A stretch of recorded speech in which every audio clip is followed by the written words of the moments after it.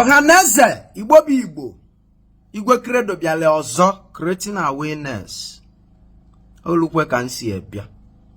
Maka na unu ma na okwu m na-agba agba na ntị. O nwere ibe m fụrụ na afele mbụ ụwa na social media. O wee wute m. Oke ọchịchọ. Oke ọchịchọ na-eme ụmụ nwoke na-eme ụmụ nwanyị. Mana nke m bịara itinye ọnụ na ya bụ oke ọchịchọ dị n'etiti ụmụ agbọghọbịa anyị. Igbo bụ Igbo, kedu mgbe anyị bidoro ụdụ? A wee kwuo wee sị na ụmụ nwanyị ụmụ agbọghọbịa anyị unizik nke m, my own unizik. Na ụmụ agbọghọbịa anyị na-elezi akwa during ovulation. Hey! Alụ na-eme n'obodo. Iwe ọya wabịa na nrịba anya sị na ọ bụ alụkwọ nwa n'azụ ka a na-emezi ọ bụrụ normality. O wee bụrụ na ụmụ agbọghọbịa anyị ụmụaka ezijelu skuulu dị contented with ihe nne na nna gị na-ewetara gị na skuulu. Gụọ akwụkwọ pụta. Ụmụ agbọghọbịa anyị gụọ akwụkwọ ka ị pụta were ezigbo asambodo pụta.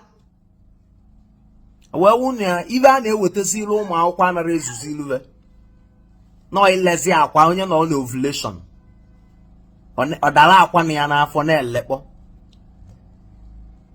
Ai alụmelụ amara mma ma ya sị na the fault si n'aka nne na nna, because mgbe anyị na-agụ akwụkwọ ọ dụrụ etu egwu a na-atụkwa gị na ijeche skuulu ị natara n'ụlọ that day. Come out. Egwu a na-atụkwa gị na ijeche skuulu ị natara n'ụlọ that day. Kịta ụmụazị be anyị na-emirizi kwakụlụbụla akpa nalie jee na hotel kwụọ ụgwọ họteelụ ju onye olulu tọnụọ ọ gbadata n'ụlọ ọgwụ bịa laa akwa 120,000. A na-eme ya sị na ihe ahụ ideal.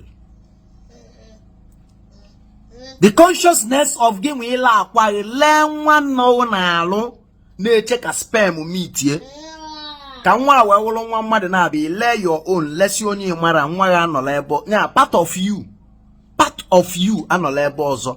Ọ nara emesi ụmụ agbọghọbịa anyị a na-ekwu ọwụwa na-awụ asị na nke ụmụ nwoke erike mana nke ụmụ nwaanyị na onwe ya dịkwu alụ na-emezi na be anyị kwọrọ nwa n'azụ. Onye ọbụla wepụ aka n'alụ.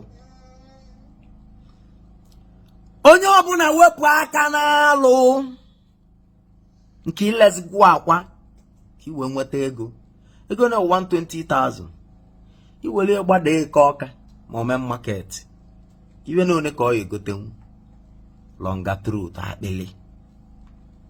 We want to belong. Ngwa gee ntị ka ifu revelation nwata nwaanyị nyelu onye ama ama gbasalụ njem ba na-eje wele eje ele akwa ụmụ agbọghọbịa wee wụrụ unizik nke m. Alụ mela ndị nya bụ alụ kwọ nwa n'azụ. I'm very disappointed in the youth. Even a Facebook na-akwụ ụgwọ, all social media platform na-akwụzi ụgwọ. Why not use your time, create content and post? Ị na-agbalụ dollar monthly. Ka mmadụ ya eji obi wee kwete na ọ ya ele akwa dị ya n'afọ maka peanut. Kilie vidio ka ịgwa m ibe iche. Ikiriche enye ọwụ na ị nwere nwanne ma ọwụ nwa ma ọwụ ụmụ edu ọwa ọdụ. Anyị emegide alụ n'obodo anụ nwawu Igbo. Iwe Chineke na iwe ndị nna nna anyị adakwasa anyị n'ala Igbo. Iwe Chineke na iwe ndị nna nna anyị adakwasa anyị n'ala Igbo. Anyị achọzi ka nature take its cost. Onye ọbụla na-achọ onye ọya egolo akwa n'aka ya wee fertilize ya onwe. Kilie vidio daalụkwanụ. Ụmụ agbọghọbịa anyị ha na-erezi akwa ha nọ ha n'afọ whenever they are ovulating. Our young girls, ndị secondary school, ndị high institution, ha na-erezi akwa nọ ha n'ime afọ whenever they are ovulating. Na-eresi some hospitals, especially ndị a na-eme IVF, Then IVF. Some hospitals so want an IVF facility. They harvest the ovulation egg of our young girls. Kebo neme na Igbo. Kebo neme na Igbo. All these university girls here now, they be like that is above their means. Most of them are 100 years old. They sell their eggs. They sell their ovulation eggs. Now, before I continue, I have been looking for somebody that can give us a first-hand information. Either onye harvest here or onye not on the process can harvest here, or onye di one experience, onye manana here the back. We got somebody, a student of one of the universities in the East here. I got her. It is very important to get this young girl.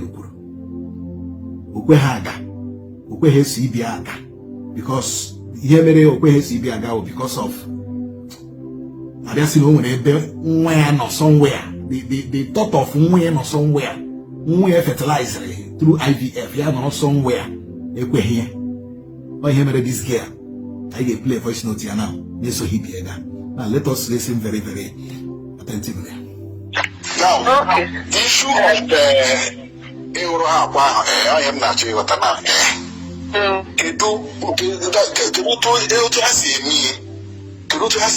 so that I want to go to the background very well. I did not do it, so I might not be able to give you the details. Okay, but yes, on the mayor, and I just to send that the message in our group chat where I see that now only the interested now they 120,000. So of my course rate to Egawa that time. So they are even telling me let's go. It's just one is 120. Remember, I don't want because actually I imagine that I have a child somewhere. Yes. You understand? No, but so, school, you can get department, just yes, department.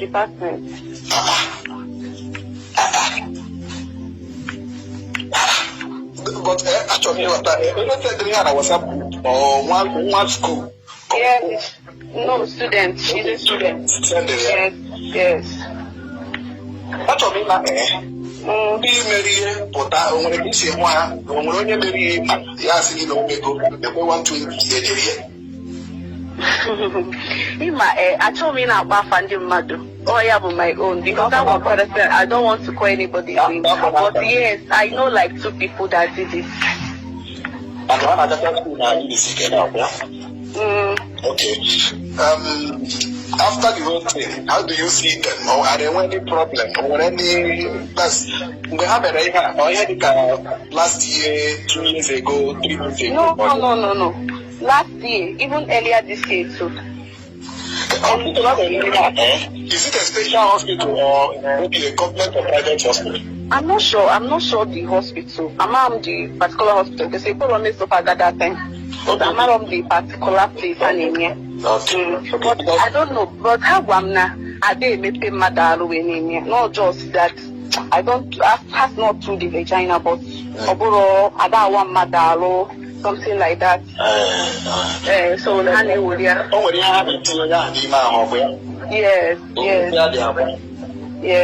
Oh, Jesus of Nazareth. But can they make it up or just